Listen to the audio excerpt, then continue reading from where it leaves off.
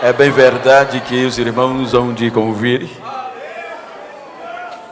Eu vou pregar este texto, não por conta do hino, pois seria impossível.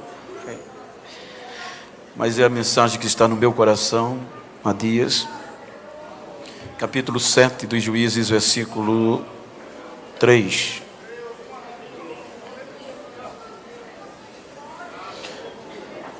O texto foi cantado, mas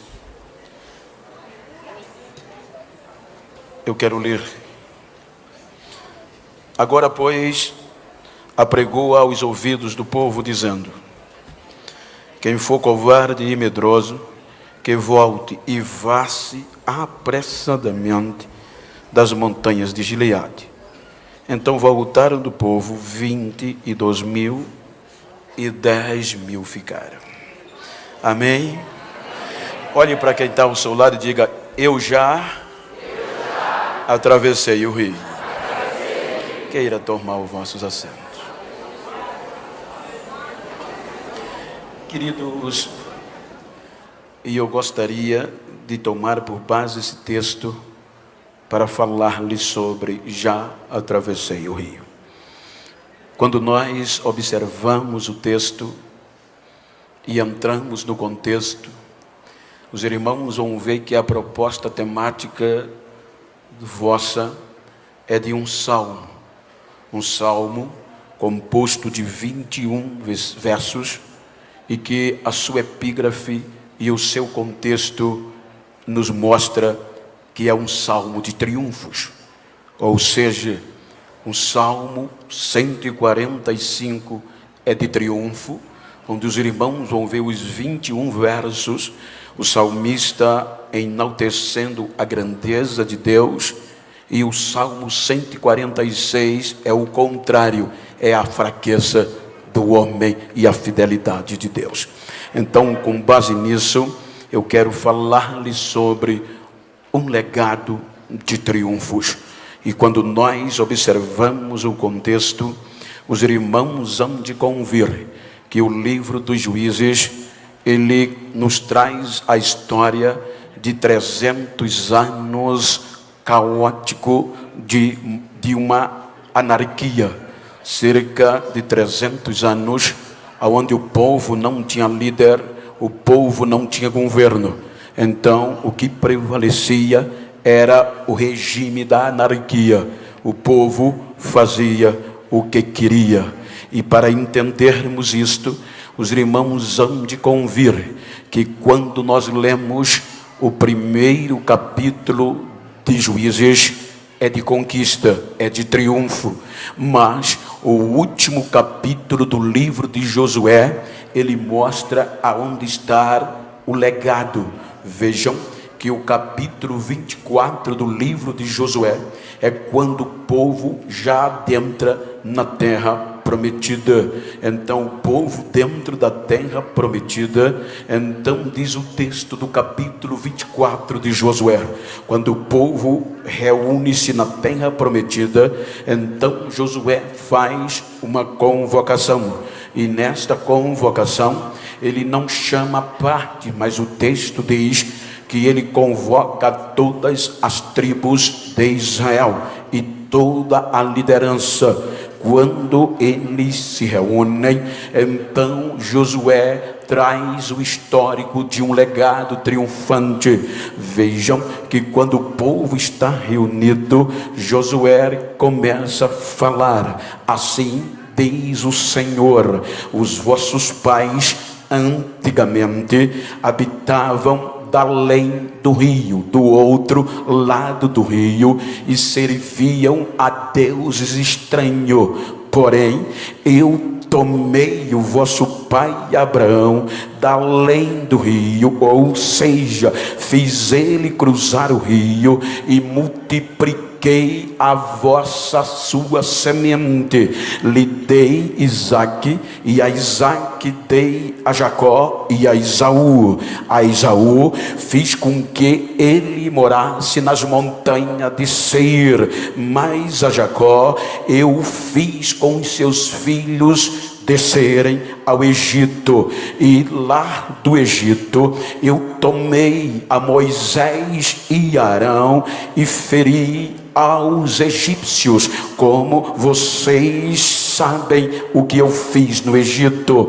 Contanto, os egípcios perseguiram vocês até o Mar Vermelho, com cavalos e cavaleiros. Então eu abri o mar e joguei os egípcios dentro do mar, e vocês sabem disso. Josué estava passando o legado triunfante para uma nova geração, porque o contexto legado é uma ação ou missão a fazer para uma geração seguinte. Ele diz: então todos os egípcios foram submergidos pelas águas. Então por muitos anos caminhei com vocês no deserto.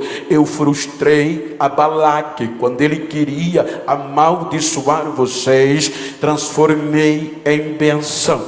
Chegaram também os jebuseus, os heteus e outros teus por aí, e eu livrei vocês, dando-lhes veripões e tirando-lhes diante de vós. Porém, hoje eu tomei Josué e dei-lhes a esta terra que vocês não trabalharam, dei as cidades que vocês não edificaram. Então eu quero, disse Josué, que vocês decidam que vão largar o Deus dos vossos pais da além do rio e sirvam ao Senhor com sinceridade. Porém, se vos parecer mal servir ao Senhor, eu e a minha casa serviremos ao Senhor Deus de Israel. Então a Bíblia diz que, com base neste legado triunfante, Josué mostrou ao povo. O povo termina o livro dos Juízes em uma aliança unânime, dizendo: prometemos ser fiel ao nosso Deus que nos tirou da casa da servidão.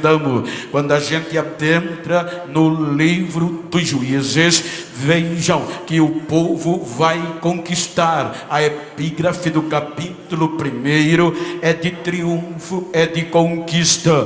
Porém, quando começamos o capítulo 2, a infidelidade vem.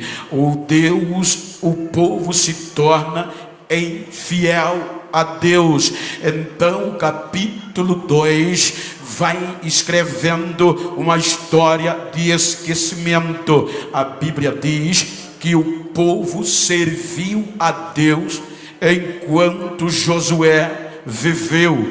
Morrendo Josué e os anciões, então vem o versículo 10 do capítulo 2, dizendo que levantou uma nova geração que não conhecia a Deus nem os seus milagres. Portanto, esta nova geração foi engotada pela pressão dos cananeus. Vejam que na ótica da lei, na ótica da tradição, na ótica da escrita, era impossível esta nova geração não conhecer a Deus, porque o legado era passado. Por isso que posteriormente o salmista escreve: uma geração louvará e contará a outra geração os teus feitos. Então, na tradição de Hebreia, diz que o pai tinha que passar para o filho quem era Deus e os seus feitos. O legado era passado de geração a geração, e era um legado de triunfo. Então esta geração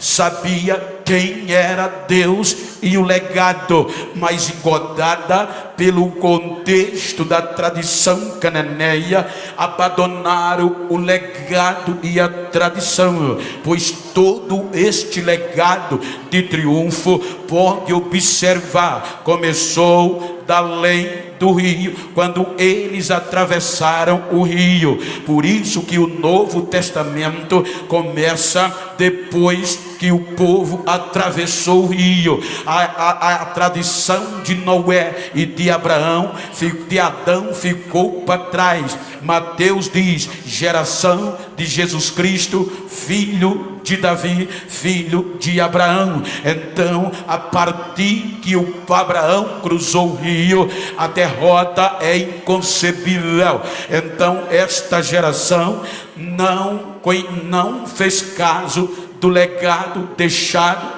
por uma geração anterior. E o que esta nova geração faz?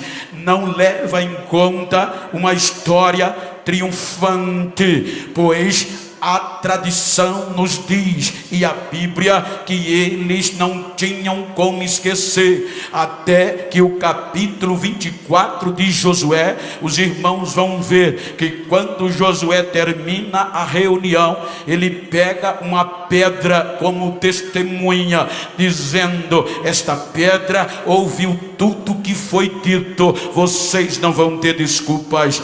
Quando olhamos para o texto bíblico, esta geração tinha memorial. O capítulo 4 do livro de Josué diz que quando todo o povo cruzou o Jordão, então Deus não fechou o Jordão continuou aberto, porque Deus queria deixar um legado, um memorial.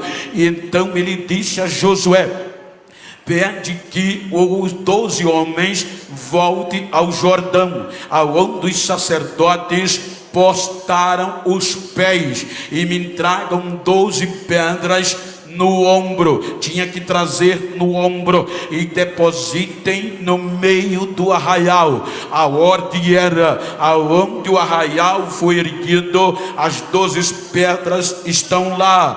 Qual era o objetivo? Memorial. Porque quando os vossos filhos, uma geração que está vindo aí, perguntar o que são estas pedras, vocês dirão: o Deus de Israel abriu o Jordão de ribanceira a ribanceira e nos fez passar a pé enxuto. Então havia um legado triunfante e um memorial. Mas esta geração, engodada pela nova onda da liberdade, pelo contexto cananeu, esqueceu o legado triunfante e adorou os Baalins, se inclinou a Baal e Astarote. E o texto diz que esta geração deixou Deus para trás. Ora, o que eu quero dizer é que um perigo que hoje rodeia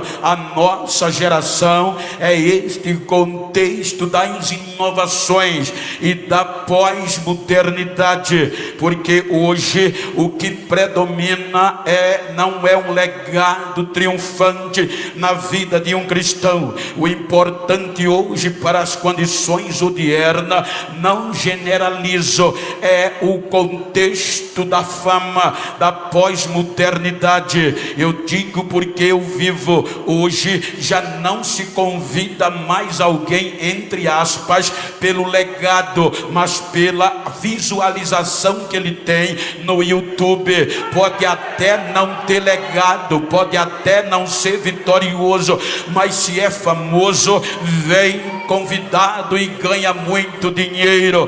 Já estamos convidando os piadistas para pregar nos nossos congressos. Ou seja, a fama não pode frustrar um legado. Ou seja, o que é que o legado dos nossos pais, da geração que passou, deixou para nós? Nós somos fruto e conduzimos um legado espiritual, e como diz o Chamé web, chamados para o avivamento, jovens e adolescentes e a igreja. Ou seja, este negócio que a fama prevalece, eu digo porque eu vivo isso. Eu sou bombardeado todos os dias para me dobrar, para aceitar muito dinheiro e perder a minha originalidade. Ou seja, não foi este legado, o legado da geração pentecostal assembleana é diferente. Eles não tinham YouTube, eles não tinham Instagram, perderam muito. Eles não tinham Facebook. O que alegrava o coração deles era a marca no joelho, era a marca no joelho. O legado era de oração. Eles tinham carregado esta marca. Eles não eram aplaudidos feito nós. Não era não. Eles às vezes vinham cultuar, chegava na igreja debaixo de pedras, ameaçados, e os não crentes dizendo: os bodes, eles são ignorantes, descartados. Mas quando eles dobravam o joelho, as pedras cobriam dentro da igreja e em cima. Mas eles não desistiam, não paravam, porque tinham que anunciar a uma geração futura este Deus triunfante. Agora, quanto mais pedra caía, mas Jesus batizava a crente com o Espírito Santo nos nossos cultos. Os nossos cultos não precisavam de popstar, o nosso culto não precisava de muita gente que tem até disco de ouro para atrair multidão. Quem atraía a multidão era o legado triunfante da cruz do Calvário, e a gente já saía de casa pegando fogo. Ou seja, um legado de oração e de lágrima. Tinha gente que a gente, quando chegava na igreja, aquele culto gostoso, eu aprendi a orar com 15 dias de crente, porque me converti 21 de junho de 92. Já não era como antes, mas ainda tinha legado favorável. Eu chegava na igreja novo convertido, dobrava o joelho, com 5 minutos não aguentava. Eu olhava e me levantava, sentava. Só que quando eu sentava, olhava para a direita, para a esquerda, para frente e para trás, só tinha eu sentado, não tinha ninguém batendo papo, era só línguas estranhas. Glória a Deus e aleluia. Então eu, com vergonha, orava de novo, e com 15 dias eu já orava 2 horas e a igreja pegava fogo. Aí agora você chegava, tinha um legado de lágrima. Tinha crente, tinha irmã e o irmão que já vinha derramando lágrima. Quando chegava, a gente passava no banco, eles botavam 2 lenços porque um não dava. Você dizia: ele hoje vai se quebrar, ela hoje vai chorar. Ela ungia um lenço de lágrima e depois pegava o outro. Agora, recentemente, e eu vieram muitas pessoas me perguntar: por que o senhor chora muito? Porque o senhor só prega chorando? É porque eu não apareci de micro-ondas, eu não apareci no YouTube, eu apareci sendo matriculado na escola bíblica. O meu legado era ser matriculado no círculo de oração. Então eu tenho um legado de lágrima, eu tenho um legado de lágrima. Quem tem esse legado? Quem tem esse legado?